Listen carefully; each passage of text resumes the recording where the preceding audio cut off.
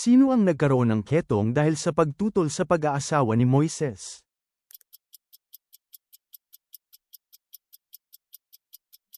Miriam.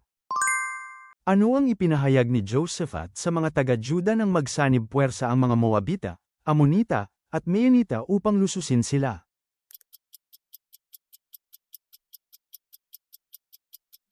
Pag-aayuno. Ano ang iniisip ng mga namumuhay bilang kaaway ng krus, sapagkat ang kanilang Diyos ay ang tiyan at ang kanilang kaluwalhatian ay nasa kanilang kahihiyan?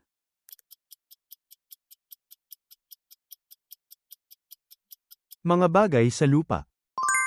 Saan lumipat si Jacob at ang kanyang sambahayan?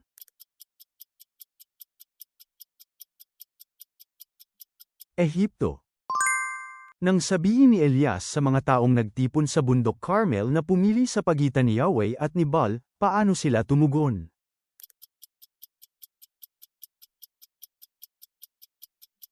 Hindi sila sumagot ni isang salita. Matapos buksan ng Panginoon ang mga mata ng lingkod, anong hukbo ang nakita ng binata?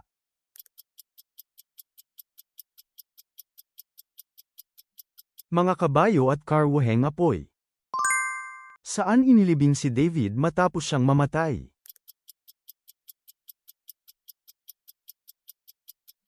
Lungsod ni David. Ano ang dapat nating lakaran upang hindi natin matupad ang mga pita ng laman?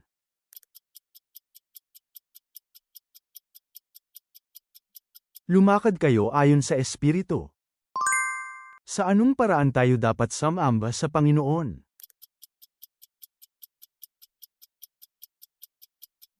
Sa Espiritu at katotohanan.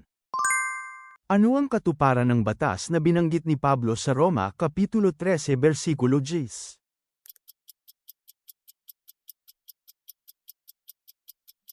Pag-ibig. Ano ang dapat asamin sa pag-ibig, at higit na pahalagahan kaysa sa pagsasalita sa iba't ibang wika?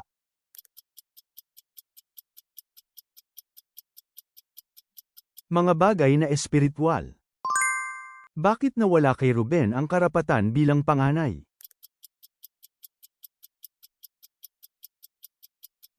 Dahil nilapastangan niya ang higwa ng kanyang ama.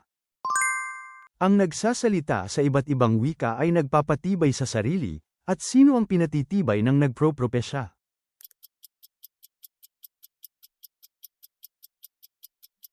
Ang Iglesia. Nang makasalubong ni Elias si Ahab, kanino niya sinabi na may pananagutan sa paghihirap na dinanas ng Israel?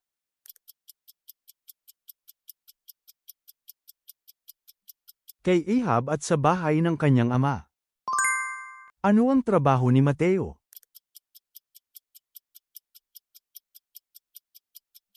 Maniningil ng buwis. Bagaman gumawa ng masama si Joram, ano ang inalis niya, na naiiba sa ginawa ng kanyang mga magulang?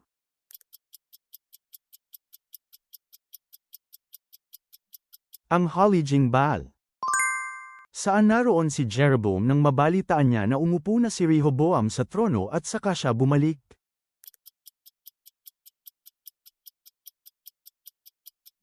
Ehipto.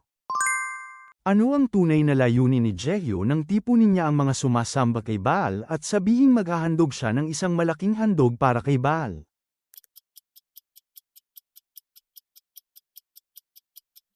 Isang pakana upang lipulin ang mga sumasamba kay Baal. Matapos hatiin ng Diyos ang Israel mula sa sambahayan ni David, sino ang itinalaga niyang hari?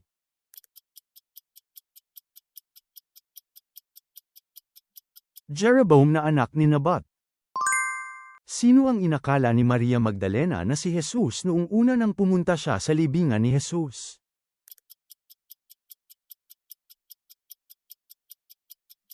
Hardenero.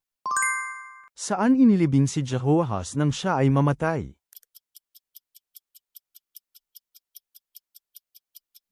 Samaria. Sinabi na ang mga wika ay tanda para sa mga hindi sumasampalataya, ngunit para kanino ang propesya?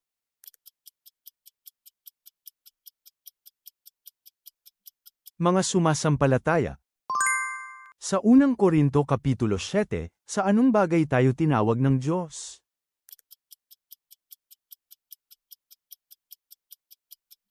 Kapayapaan. Ayon sa unang Juan, saan nananatili ang taong umiibig sa kapatid?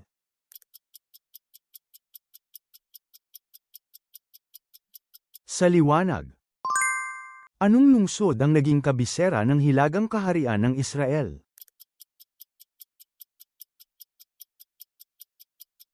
Samaria. Sino ang propetang nagpahid ng langis kay David ayon sa utos ni Jehovah?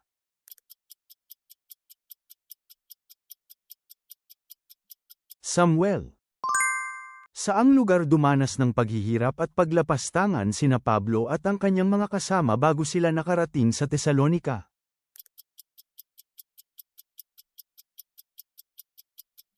Filipos.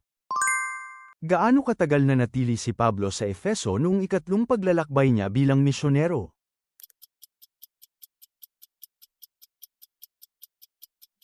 3 taon.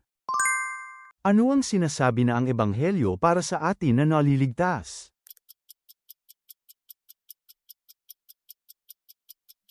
Kapangyarihan ng Diyos. Noong araw na namatay si Haman, kanino ibinigay ni Haring Ahasuerus ang bahay ni Haman?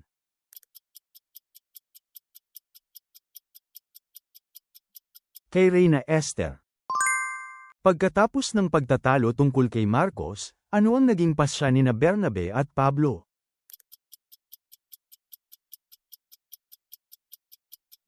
Naghiwalay sila. Sino ang sapilitang pinapasa ng mga sundalo ang krus ni Jesus kasama niya?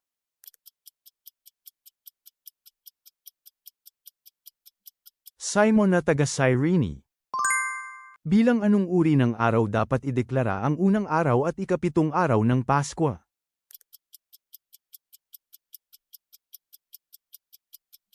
Banal na pagtitipon. Sinabi ni Rehoboam na ang kanyang ama ay nagparusa gamit ang latigo, ngunit ano raw ang ipapaparusa niya?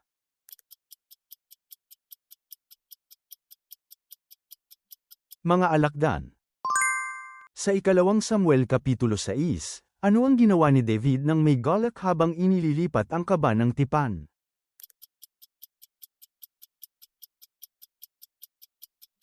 Sumayaw at nagpuri. Nang mabalita ang patay na si Nabot, para saan bumaba si Haring Ahab?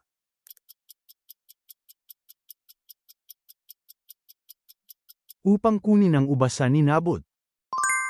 Sa Galatia 1, ano ang sinabi ni Pablo na ikinagulat niya na mabilis kayong lumalayo sa tumawag sa inyo sa pamamagitan ng biyaya ni Kristo at sumusunod sa ano?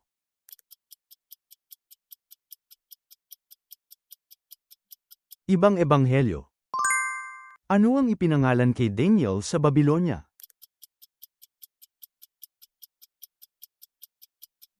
Belteshazzar. Noong tinukso si Jesus sa ilang beses bang sumipi ng kasulatan ang dyablo?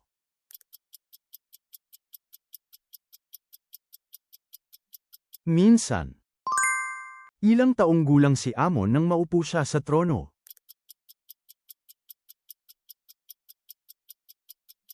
22 taong gulang.